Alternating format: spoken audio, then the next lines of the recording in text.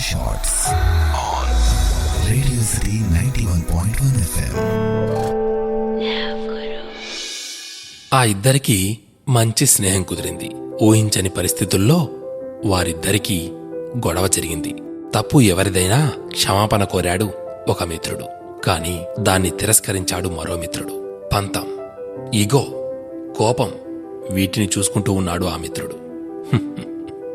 అయితే కోల్పోయిన స్నేహాన్ని కోరుకుని తమకు దగ్గరవ్వాలనుకునే ముందుకు వచ్చే మిత్రుడిని తిరస్కరించిన ఓ మిత్రమా, వీటన్నిటినీ వదిలిపెట్టి చూడు మిత్రమా.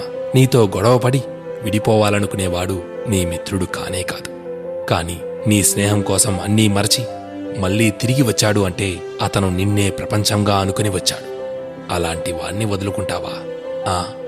ఆలోచించు. ఒక్కసారి ఆ మిత్రుడిని మనసారా క్షమించి చూడు.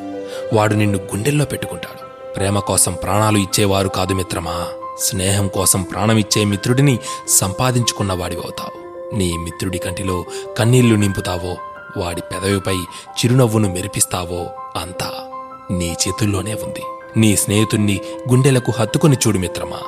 వాడి కళ్ళలోని సంతోషాన్ని, పెదవిపై చిరునవ్వును, అంతకు మించి వాడికి కానుకగా నీవేమివ్వగలవు? చివరిగా చిన్న మాట, స్నేహం శాశ్వతం, స్నేహితుడే అమరుడు.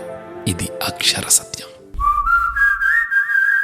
Radio City Podcast.